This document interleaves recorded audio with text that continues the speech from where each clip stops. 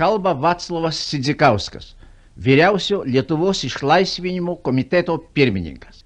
Vasario 16 aktas laisvės kankinių ir kovotojų krauju nuskaidrintas įkvepia laisvuosius ir pavergtuosius lietuvius siekti laisvės savai tautai, laisvės asmeniui, laisvės gyvenimui, laisvės kūrybai. Suvalkijos Panemunėje yra vietovė, lyg ir miestelis, lyg ir kaimas, įsprausta tarp dviejų dvarų – Kidulių ir Kaimelio, Šiaudinė vadinama. Joje 1893 m. balandžio 10 dieną išvydau pasaulį. Mokiausi Šiaudinėje, Jurbarke, Kaune, baigęs Veiverių mokytojų seminariją studijavau Šveicarijos Friburge, vėliau Maskvoje, vėl Friburge ir Šveicarijos sostinėje Berne. Studijavau teisės mokslus. Besimokydamas Veiveriuose ir vėliau Maskvoje įsitraukiau į lietuvišką veiklą. Pirmojo pasaulinio karo metu Maskvoje studijavę lietuviai ir tame mieste gyvenusieji ar dėl karo aplinkybių jame atsidūrė lietuviai inteligentai, aktyviai dalyvavo to laiko lietuviškoje politinėje veikloje. Tai yra nedidelė citata iš knygos Vaclovo Sidzikausko Lietuvos diplomatijos paraštėje. Ir šiandien mes susirinkome būtent prisiminti Vaclovą Sidzikauską. Turbūt nesuklysiu pasakydama Lietuvos diplomatijos mokytoją. Tiek daug nuveikusi Lietuvai, kilusi iš to nedidelio kaimelio, tarp Kidulių ir Kaimelio dvarų. Ir gal šiek tiek šiandien pernelyg nepelnytai primiršta. Tai visai neseniai, balandžio 10 dieną, praėjo, reiškia, sukako šį mėnesį, praėjo 131 metai, kai čia iš tiesų išvydo pasaulį šitas iškilus žmogus. Ir šiandien tos yra priežastys iš tiesų, kad mes norime pasakyti visiems, ir čia susirinkusiems, ir visiems, kurie žiūrės ir filmuota šitą medžiagą, kad šitas žemietis yra čia prisimenamas, yra žinoma ir ta žinia sklinda apie jo darbus padarytus Lietuvai. Tai šiandien, kad mes kalbėsime ir prisiminsime vieną galbūt epizodą iš jo gyvenimo, iš jo darbų, tai neįmanoma per trumpą laiką taip visiškai plačiai ir daug kalbėti, bet kad kalbėtumėm tiksliai ir tai, ką reikia, tai mes pasikvietėm to žmonės, kurie žino, ką kalba ir žino šituos dalykus. Norėčiau pirmą pradėti, Vincai, nuo jūsų. Kaip jums atrodo, kuo šitas kraštas derlingas buvo, kad jisai išaugino tokius sūnus ir kaip čia taip atsitiko, kad iš šito krašto išėjo? Bet žemės tikrai yra derlingos, žmonės darbštus, o kaip jau grįžt prie Sidzikauskų šeimos, tai reto darbštumų šeima. Ir kas yra svarbiausia, vertino mokslą. Tėvai savo vaikus stūmė į mokslą. Pastūmė į mokslą ir, sakykim, čia Vaclovas ar Vladas, ar ten visa ta karta ėjo į mokyklą Šiaudinį. Ir 1845 metais paminėta yra mokykla pradžios Šiaudinį. Tai čia vienas kitas, kur yra senesni piliečiai, tai bendrabutis Simys. Renai Simys, kad ten dar jo žmona dirbo bibliotekininkų. Bet į tą mokyklą ėjo Vaclovas, jo koncentruoti jo asmenybę. Ir ką, mes tos mokyklos dabar neturime. Atsiprašau, Vincai, aš pertrauksiu. Aš skaičiau, kad Vaclovas mokėsi į Jurbarke. Kur tu? Matot, aš tą knygą gavau per didelius vargus, užsisakiau, aš čia pasiskaičiau, žinau, nes... Bet kur ta mokykla tiesiog, man įdomu? Ta mokykla, čia yra žmonės, kurie organizavo nugriaujimą. Ir nugriauta yra ta mokykla buvusi, kur galėjo būti pažyba, bet tai reikėjo rasti, reiškia, sprendimą. Sprendimas buvo rastas toks, koks yra. Dabar ten yra graži žalia pievelė, kurią lengva prižiūrėti, ten jokių lapų ten nekrenta nieko. Bet taip ieškant, reiškia, Alizijaus kitaip, tai tą mes patį turim ir su Vaclovu Sidzikausku gyvenimą ir biografiją. Jeigu mes žinom Vladą, pulkininką, prastai žinom, pulkininkas, pulkininkinė, tai čia pasakyti duliečiams viskas aišku. O Vladas, tai Vladas yra kaip to dabar pievelė, Lietuvos mokyklos. Nieko mes apie jį daug nežinojom. Kažkaip rinkau duomenis savo knygą iki Dulė laiko kryžkeliais. Tai susidūriau su šitą asmenybę, su diplomatu. Ir tada aš kuičiausi ir internete, ir Wikipedijoje šikštoką buvau. Tikrai šikštoką. Aš pasėliau, pažiūrėjau šiandien, čia atėdams čia, yra surašyta visos jo tarnybos vietos, kurios tai knygoje yra. Jo apie jį kaip apie žmogų, kaip diplomatą, kuris, sakyčiau, pačią giliausią vagą Lietuvos diplomatijos istorijos. Bet sakau, balta dėmė. Ir ta balta dėmė, aš, pavyzdžiui, jeigu prisimint, kaip buvo moksleivis, tai ar istorijos mokytoja ką nors pasako, Lietuvos istorijos knyga tokia buvo, tokia kitais viršeliais, bet tada buvo menkutė apie tą periodą smetoninį, tai beveik nieko. Ten kiti akcentai visai buvo, tai aš reiklovai smegenis, kad, sunku pasakyti. O šitą Lietuvos istoriją, apie kurią šimtą tarpukarį, kur kalbam, tai aš visai netyčia radau, susipažinau ir išmokau pastate savo, Rygiškių kaime. Kadangi buvo seneliai šviesų žmonės, ir ten ir naujoji Romuva buvo, prie kurios ranką pridėjęs buvo Vaclovas irgi. Tai aš visą tą Lietuvos istoriją, aš ją išmokau. Ir kad sėdėdavau istorijos pamokoje ir amžinatelis, nevardysiu kas, bet aiškiai istorijos mokytojas kalbėdavo apie Lietuvos istoriją, aš tylėdavau. Aišku, o Vygintai, jūs gal pats pasakyti, kaip jūs esate giminė Vaclovui ir Vladui? Tiksliai. Tai labai paprastas klausimas, čia labai lengva yra atsakyti. Ir paskui antras iš karto sektų, kokią jūs, aš suprantu, kad tai yra labai subjektyvu, bet kokią vietą jūs pats Vaclovui Sidzikauskui skirtumėte tarp diplomatus? Kokios svorio kategorijos tai yra? Matot, ar jūs norėtumėt palyginti tos epochos diplomatus, nes jisai... Be abejo, kad reikia laikmečiais, aišku, nes... Jeigu mes lygintume, ir tai būtų visiškai pagrįsta, palyginti jo darbą Berlyne, jis dirbo iki 31 metų, o nuo 31 iki 34 dirbo Londone kaip ambasadorius, o Berlyne jis dar dirbo kaip ir įgaliotas ministras. Šalia to jis buvo diplomatas Šveicarijoje ir kitose diplomatijose. Taigi, jeigu lyginti to meto vokiečių diplomatus, anglų diplomatus, tai būtų visiškai savo vietoje, nes mes turime labai neblogą istoriką Vytautą Žalį, jis yra sūnus Žalio, taip, kuris yra signataras kovo 11-osios ir Klaipėdos garbės pilietis. Nors man atrodo, kad Vaclovas Sidzikauskas yra labiau...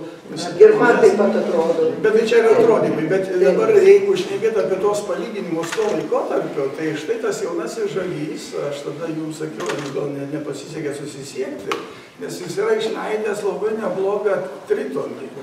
Pati didžiausia istorija. Diplomatijos istorija. Niekas daugiau nepadarė. Taip, ir tai yra, jis aišku yra surinkęs ir gavęs iš Amerikos lietuvių išėjų buvusių diplomatų ir žurnalistų, istorikų daug medžiagos, bet labai talentingai parašytas veikalas. Aišku, jis ten nusibrėžęs buvo nuo 19 metų, 20 iki 40. Bet antro tomo antra dalis, tai yra iš viso, aš tik tai tiek knygų suradau, ir paskutinis buvo išleidimas 2012 metais, baigėsi 30-aisiais. Tai šitame grandiosinėme veikale iš tikrųjų Vaclovas Sidzikauskas yra lyderis, kaip diplomatas, ir ko jo ta lyderystė pasireiškė. Tai aišku, jo charakteris, kuris jį pastumėjo į mirties gniaužtus, jeigu čia bus laiko galėsim pakalbėti, Aušvice, kur Hitlerio asmeninių nurodymų jam buvo iškelti 3 kaltinimai ir jis ten atpylė 2 metus ir pats tik tai atsitiktinumo dėka išsigelbėjo ir drąsos savo dėka iš to Aušvico išsigelbėjo. Tiesa, jo žmona Regina jau tuo metu buvo Berlyne ir ten labai daug buvo diplomatų, jo lygio, kurie ten, aišku, iki Hitlerio gal nedaidavo, bet iki Ribbentropo, Himmlerio ir ten bombardavo, kad jūs atleiskit tam žmogui, čia yra iškili asmenybė. Na, jam tik tai šiek tiek sumažino ten tos darbadienius, sakykim, tam Aušvice, bet jis įsigelbėjo pats, labai įdomiom aplinkybėm, bet parodo jo ir charakterį. Taigi, lyginant su to meto diplomatais, Vaclovas skyrėsi to, kad, kaip rašo mūsų paminėtas Žalys, jis nebuvo tarytum ambasadorius Lietuvos arba, sakykime, tas, kuris dirba Vokietijoje. Jis tiesiog buvo moderatorius, aiškindamas Vokietijos užsienio reikalų ministerijai, kaip jin turi valdyti Vokietiją ir elgtis su Lietuva, o Lietuvai siųsdavo signalus, ko dar trūksta, kas yra klaidinga ir kaip reikia elgtis, kad aplamai tam pasaulyje to geopolitiko išlikti. Tai buvo be galo reta savybė.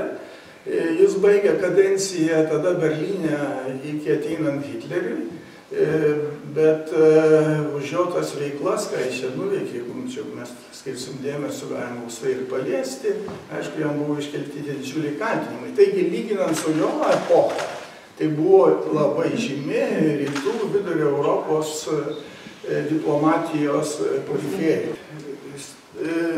Jeigu jau čia jūs kaip ir sudėgėt man žodį, aš net nespėjau padėkų jums parėti. Ne, tai ne, jūs nieko. Aš tik tai galvoju, kad reiktų trupučiuką pasakyti, kaip jisai pateko į tą Aušvicą, kad jisai būtent bėgdamas nuo bolševikų, jisai pateko pas vokiečius, o vokiečiai už tai, kad jisai kovojo dėl Klaipėdos krašto ir atplėšė jį nuo Vokietijos, jį patupdė į... Tai ne, jam visiškai... Čia va šitoj knygelėje jisai pats ir surašė, kokius jis kaltinimus gavo. Ten yra 3. Pirmas, pernelyg didelis veržlumas Hagos tarptautiniame tribunole. Kaip žinote, čia būtų ilga istorija, kaip Klaipėdos kraštas atiteko Lietuvai, nes iki 1923 metų, na, jeigu taip jau grįžtant grinai giliai istoriją Vytauto laikus, nes Žalgirio mūšis tai įvyko dėl ko? Dėl Žemaitijos. O Klaipėda pati niekada nebuvo skiriama prie Žemaitijos, tai yra Kuršo kraštas. Ir jeigu grįžtant prie jūsų minties, kad na, labai mažai apie Vaclovą yra šnekama, tai mano kolegos man paprašius pasižiūrėjo, kas yra Latvijoje. Jie atsiuntė elektroniškai Talmudą, ten yra virš 1000 citatų. Nu, tiesiog mano darbadieniai yra taip suskirstyti iki kitų metų vidurio. Nu, neturiu laiko ten prisėsti, yra be galo daug informacijos pačioje Latvijoje. Taigi dabar dar turim kolegas ir Estijoje, jeigu tą patį užklausčiau, manau, kad ten būtų, nes jis Estijoje, jeigu jau čia peršokame, po to, kai jis pasitraukė iš diplomatinės tarnybos ir kadangi, turbūt jūs čia geriau informuotas, jis atstovavo vakarų Lietuvos tam tikrą sąjungą ir tuometinis premjeras Merkys paprašė jo būti Baltic Review, o tai buvo Estijoje Tartu leidžiamas žurnalas ir jis buvo nuo Lietuvos pusės redaktorius. Reiškia, ten buvo estų redaktorius, latvių redaktorius, nuo Lietuvos buvo Vaclovas ir tuo metu jis buvo Shell bendrovės Lietuvos filialo direktorius. Ir jeigu jau dabar grįžtant prie jo šitos veiklos, kuris ten, na, leisdamas leidinį 40 metų ir to leidinio dėka, ultimatumas, kurį pateikė Stalinas 40 metų birželio 14-15 sandūroje, taigi šito ultimatumo vienas punktas buvo kaltinimas Lietuvai inicijavus neva kažkokią sąjungą prieš sovietinę... Baltijos antantę. Taip, Baltijos antantė sukūrė iš tikro, jeigu vėl siekti tuo pačiu Žaliu ir kitais istorikais, tai pati Sovietų Rusija, Stalino iniciatyva tas buvo daroma. Ir ten buvo tikslai, kaip įsiterpti santykiuose su Vokietija ir Lenkija. Bet šitų aspektų, šitas kaltinimas buvo dėl karinio kažkokio neva aspektų, nors ten nebuvo nei vieno žodžio. Ir tas Merkio, kadangi ten pasisakė tame žurnale Estijos vadovas, Latvijos, reikėjo ir iš Lietuvos pusės. Tai akivaizdu, kad Merkys buvo užimtas ir Vaclovas sako, aš ir parašiau tą straipsnį. Tai tas straipsnį, jis aišku yra prancūziškas, aš ten irgi mes perskaitėme. Tai nieko ten to, kas galėtų užkliūti Stalinui, nebuvo. Bet tai čia yra tas posakis, kai nori mušti šunį, pagalį visuomet rasi. Taigi čia buvo vienas iš tų pretekstų, kuris buvo be galo netikėtas Merkiui, kai jis nuvyko į Maskvą ir jam užsipuolė būtent su šito tokiu kaltinimu, bet tas straipsnis buvo parašytas Vaclovo. Bet aš manyčiau, kad jeigu dabar jau taip žiūrėti, ką mes čia turėtume paminėti iš Vaclovo veiklos, kiek aš pasižiūrėjau tos istorinės medžiagos, man didžiausią įspūdį padarė tai, kad 1926 metų gruodžio 7 dienos taip vadinamas karinis perversmas ir jo visas turėjimas, suvaldymas buvo padarytas Vaclovo Sidzikausko.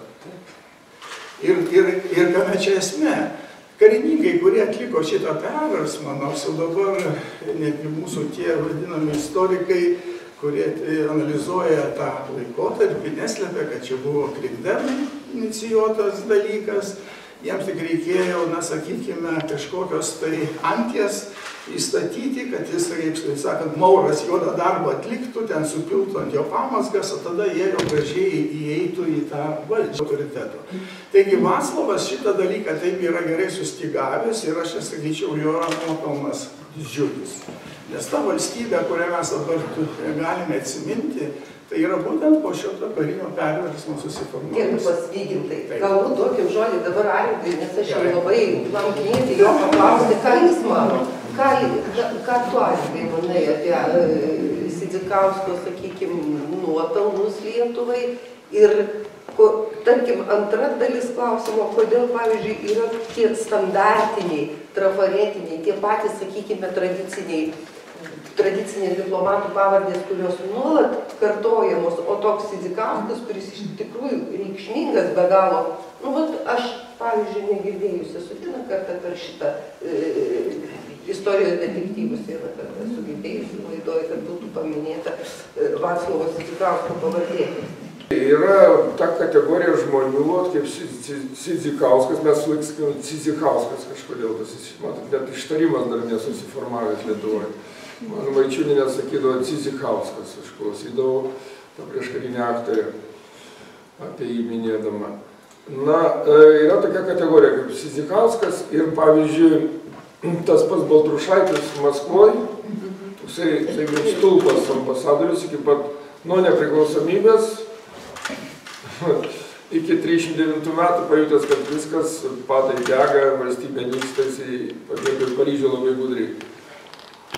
Bet vis tiek per tos 20 metų, nu tikriau 20, sakykime, Baltrušaitis buvo stulpas nepakeičiamas.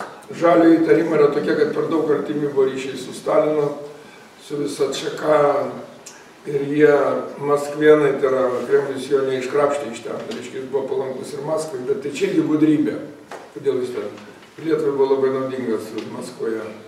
O kitas atvejis, tai koks Milašiaus atvejis Paryžiuje, nors nebuvo vyriausias ambasadorius, jis irgi kultūros atašė. Tai irgi milžiniška įtaka, irgi sėdėt vienoje vietoje 20 metų. 39-ais Milašiaus nugalėjo. Tai va, o yra tie žmonės, kurie, tot kaip Sidzikauskas, reiškia, jie neturi pastovios vietos, bet įtaka jų yra tokia struktūrinė, jie visą laiką važinėja iš vienos vietos į kitą, formuoja politiką ir jie yra svarbesni tuo, kad nėra apsaugoti statuso kokio nors pastovaus, gali visą laiką patekti nemalonę, gali pasakyti, kad tu su manim čia pabendravai, bet dabar išeik, prašau, ir mes užmiršim tave. Dėl to Sidzikausko tas vaidmuo visada buvo svarbus kaip koks aktyvusis radikalas. Dabar sakom, organizmą braido tie laisvėrti radikalai, jie gali arba organizmą pasveikinti arba susargdinti. Tai toksai jisai yra. Ir neužsifiksavęs, bet labai gerai, kad yra užsienio medžiagos labai daug, kaip jūs pasakėt, Latvijos archyvose. Nu tai puiku, dabar tik latviškai skaityti, ką aš galėčiau padaryti, bet aš nerašysiu, žinoma, tos istorijos jau gal čia kas atsiras jaunesnių ir estų. Ir tas pats turbūt Vokietijoje ir aš manau Čekijoje taip pat. Taip kad mes dabar stovime ant slenksčio, kai Sidzikausko asmenybės įskleis ir čia nebus net kalbos ar gatvė ar kas, daži paminklai čia atsiras. Todėl ypač 26 metų perversmo klausimų. Ar Klaipėda pati negalvoja, ar tai ką nors pats klaipėdėtis? Nu dabar aš jau 10 metų klaipėdėtis, taip. Tai Mes galvojam daug ką, bet Klaipėdoje net Galvanauskas, kuris premjeras buvo tuo metu, kai sukilimas vyko, neįteisintas ir tai budriai tik tai šią vasarą, rugsėjo 22 parsivežėm palaikus iš Čikagos. Žodžiu, nėra tų pajėgų tokių didelių, bet vis tiek kažką reikia daryti, nes tas, manau, juodasis laikotarpis jis dabar labai sunkus Lietuvai, visais požiūriais ir demografiniu. Bet jeigu mes nepaliksim rašytinių tokių knygų kaip Vytauto Žalio, tai visai nieko neturėsim. Vygintai, tai grįžkim prie jūsų šaknų giminės ir galbūt pratęskite tą savo mintį, jeigu dar prisimenat, kuo baigėt. Ir apie tą Aušvicą aš norėčiau, kaip ten nutiko, kad jisai išliko gyvas, nors iš tikrųjų pateko į... Ir iš viso visą laiką, kaip pasakyti, tarp girnų buvo. Tarp bolševikų, tarp Raudonosios armijos ir tarp, sakykime, vokiečių arba visą laiką reikėjo nuo vieni kitų slapstytis. Ir tie, sakykime, diplomatiniai pasai kartais kenkė ir kai paskaitai, tai nežinojai, ar juos liekt, ar pasilikt, o gal taip geriau, nežinai, kur pakliūsi, tu grįžti, sakykime, iš kokio Berno į Kauną, arba ir nežinai, ką čia rasi, tau atrodo vienaip, jau pasidaro kitaip, tos situacijos labai greit keičiasi. Ir tarkim, tas Aušvicas išgirti. Tai gerai, prie to Aušvico būtinai, čia yra toks, sakykime, išgyvenimo jo klausimai. Bet vienintelis iš lietuvių, kuris buvo tęstinis, ir jūs, kaip pasakėt, paminėjot pačioj pradžioj, kada buvo įteisintas tas Klaipėdos kraštas. Ir dėl to įteisinimo į Aušvicą pateko tik tai Vaclavas. Juk į tą pačią Vokietiją, kaip teisingai sakėt, per tą jo butą, kuris turėjo Klaipėdoje, Galvanauskas pateko, jam būtų negrąžino vokiečiai, bet leido toliau. Niekas jo nereštavo. Po to ten toks labai garsus, tarp kitko, kelių metų, birželio 15 dieną buvo paskirtas premjeru, generolas Raštikis, tai yra paskutinis premjeras, Nemerkys. Irgi ten susiviniojęs į šūbą, laukė 2 savaitės, nežinau, kaip jis ten miške buvo, nes Kersteno kongreso komisija, kuomet tyrė Baltijos šalių užgrobimo bylą, apklausė visų 3 liudininkus, tame tarpe ir Raštikį. Yra labai tokia gera medžiaga istorinė, verta ją paskaityti. Taigi ten yra būtent tas ir protokolas Raštikio apklausos ir jisai teigia, kaip jis perėjo tą sieną. Bet jis perėjo į Vokietiją ir vokiečiai jį priėmė, niekas niekur leido jam toliau keliauti. Taigi Hitleris jį nubaudė už tą.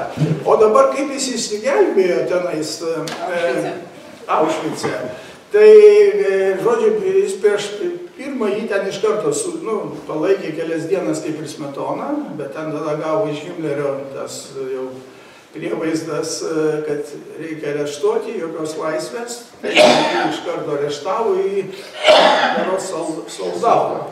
Į Soldau konclagerį ir jis ten vargo jau tom Soldau ir po to į tą Aušvicą. Ir jis Aušvice pateko į bendro naudojimo tą baraką, dirbo ten, tampė karį kaip ir visi.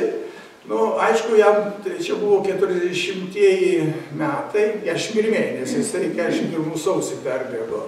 Taigi čia buvo jau 41 pavasaris, 93 gimimo, tai jam buvo 48 metai. Tai dar, kaip sakant, jeigu jis turėjo. Bet vis tiek ten sąlygos buvo tokios, baisios. Ir aš skaičiau apie Aušvicą, ten, geri rašytojai, ką rašo. Tai skaitė, kad Aušvice didžiausias pavojus buvo susirgti. O susirgti difteriją, dizenteriją, ten ir visokiom kitom. Tai ten beveik visi susirgdavo. Ir aišku, jos jisai neversdavo. Ir Vaclovas buvo susirgti. Tai va. Ir susirgo irgi jisai tą dizenteriją, nes ten toks buvo maistas, kad buvo kitaip neįmanoma apsisaugoti. Ir po to, reiškia, tas organizmas ant tiek jisai, nukenčia, nes nėra jokios reabilitacijos ir jie žūdavo būtent po tos ligos. Ne dėl to, kad ten juos nualindavo darbuose, nors ten to irgi netruko. Bet jie po tų susirgymus irgi susirgo. Jį, aišku, šiek tiek išgelbėjo tie jo draugai Berlyne, kurie jie ten vaikščiojo pas tą Himmlerį, Ribbentropą, kitus ten valdininkus, nes jį visi žinojo ir gerbė, ir ten jau prašė kažkaip, ir jam tada palengvino, paskyrė į raštinę. Bet jis po tos ligos neturėjo visiškai sveikatos, tai ir toj raštiniai. Bet ką jisai pastebėjo, sako, aš pasižiūrėjau visus įrašus, per tą laiką, čia buvo 41, čia raštiniai buvo 2 metai, jis metus ten pravargo su visais, paskui dar metus toj raštiniai. Tai jau buvo 42, sakė, Aušvice buvo tik 2 lietuviškos pavardės. Vaclovas Sidzikauskas ir dar vienas, dabar nepasakysiu pavardės, kunigas, lietuvis, bet jis gyveno čia Lenkijoje. Jo nusikaltimas to kunigo buvo, kad žydams išdavė metriką vaiko gimimo, kad yra lietuviai, kad jų nevežtų į Aušvicą. Ir ten kažkas įskundė tą kunigą ir jis čia gavo, kaip sakant, galavo tame Aušvice. Bet Vaclovas įsigelbėjo kokiu būdu. Jau jis buvo to, reiškia, raštiniai, dirbo, jėgų, sakė, nėra visiškai. Ateina pavasaris, vos ant kojų stovi. Ir, sakom, vieną rytą išrikiuoja jaunas karininkas ir prieina, ten Lenkas jam asistuoja, kažkoks ten seniūnas, ten, sako, šitą į tą pusę, tą į tą pusę. Ir sako, aš bei susirientavau, ką reiškia ta separacija. Kai vieną pusę į tą pusę, sako, tas karininkas susisuko, o tas Lenkas matė, sako. Ir aš perbėgau į tų, kur sveikesnė. Atsimenu, tai čia rašo. Ir dabar tas antiek nustebo Lenkas, prižiūrėtojas, kad jis taip įžūliai pasielgė. Bet jis nespėjo tam karininkų, nes jis ten skubėjo, vėl tas taip ir jį paliko. Sako, jeigu, reiškia, aišku, jie mane būtų perkelę į tą pusę, sako, jos visus susodino į sunkvežimį ir į kameras, nes ten jau jie buvo, nepajėgus dirbti nieko, niekas ten sanatorijos sąlygų nesudarė. Taigi jisai pats išsigelbėjo tada.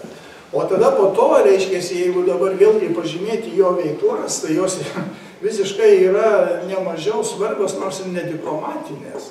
Iš tikro, jo šitas darbas, atlaisvinant Lietuvą, ir apjungiant visą tiek diplomatus, nors jie labai ginčijosi su diplomatų korpusu, ten Lozoraičiais ir kitais, bet ir ypatingai išeivijos, visos Amerikos išeivijos lietuvių, taigi buvo labai daug asociacijų, buvo pasiturinčių žmonių, ėjo pas kongreso narius, beldėsi pas prezidentą. Ir viskas užsibaigė 70 metais Helsinkio baigiamuoju aktu. Tai va šitas jo įdirbis iš Lietuvos pusės, bet dar svarbiau, jisai suvienijo taip vadinamas pavertas tautas. Ir va čia tas Kerstenso komisijos darbas irgi susišaukė, nes estai, latviai, lietuviai buvo apjungti į vieną liktai konglomeratą ir Vaclovas moderavo jiems.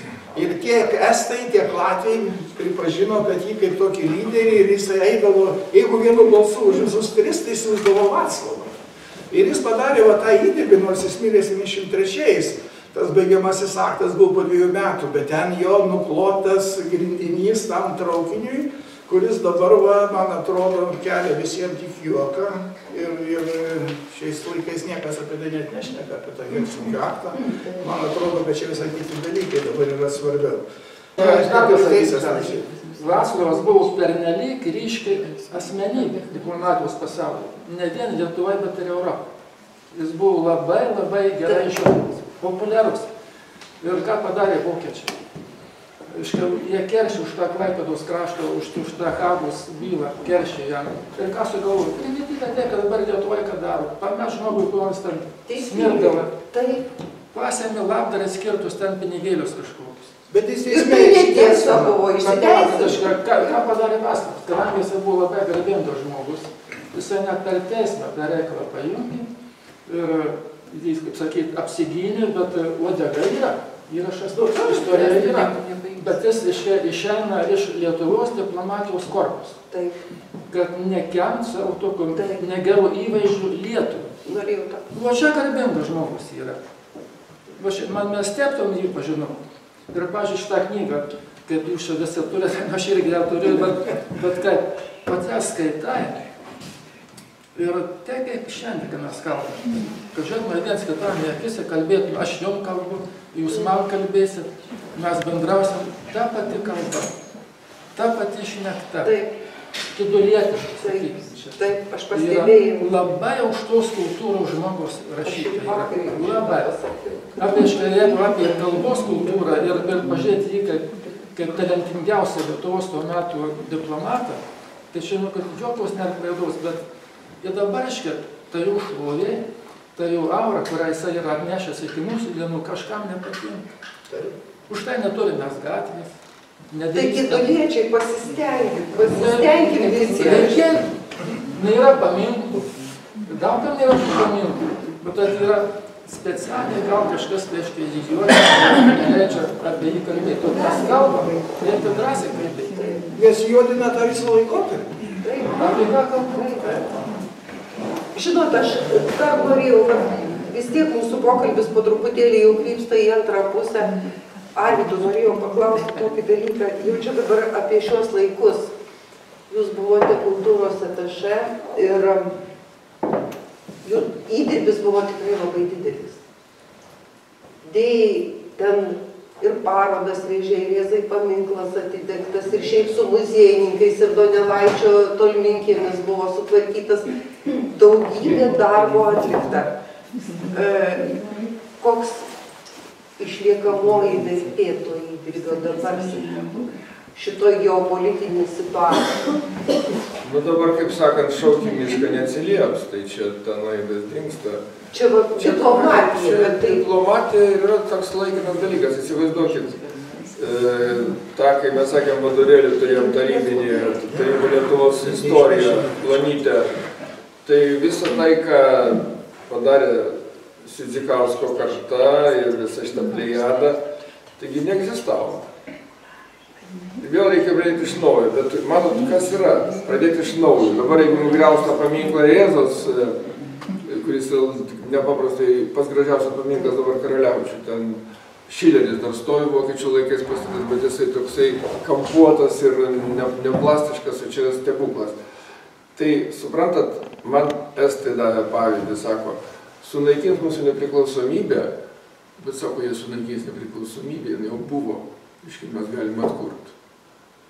Todėl nereikia bijoti, svarbu reikia padaryti. Vyriausias Lietuvos išlaisvinimo komitetas Lietuvos nepriklausomybės atstatymų 48 metinių proga sveikina visus lietuvius, pavergtuosius ir laisvuosius, ir pareiškia nesvyruojantį tikėjimą teisingumo ir laisvės pergalę prieš pikto jėgas, sykiu užtikrindamas tiek Lietuvos laisvės draugus, tiek jos priešus, kad jokia jėga negali sulaikyti kovos dėl Lietuvos išlaisvinimo.